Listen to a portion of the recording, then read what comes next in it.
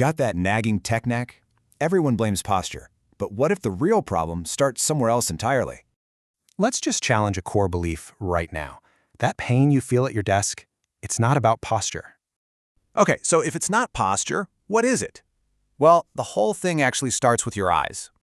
There's this phenomenon called the screen siphon. Your screen is pulling on way more than just your focus. When your eyes lock on, it sends this low-grade threat signal to your brain, telling it to brace for impact. And this bracing isn't random. No, it follows a very predictable chain reaction down through your body. So your eyes lock, your neck stiffens, your ribs freeze up, and then even your breathing gets all shallow. This is called accessory breathing. Basically, your neck muscles are trying to do your diaphragm's job. Ouch! You've probably tried stretching your neck, right? But the relief never really lasts. Here's why. Your body's doing something called protective guarding. That tightness you feel, it's actually a safety measure. See, this is different from post-workout soreness. Desk tightness is a nervous system thing, not a muscle length thing. So when you try to force a stretch, your nervous system just grips even harder. Sound familiar?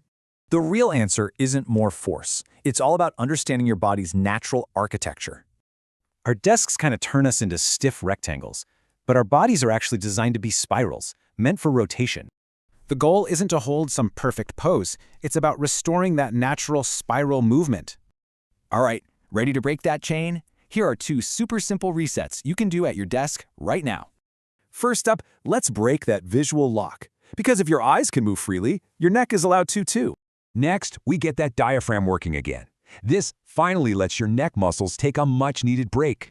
See, these aren't stretches, they're signals. You're just telling your nervous system that it's safe to let go. That's the power of understanding your body's spiral design and working with it, not fighting against it.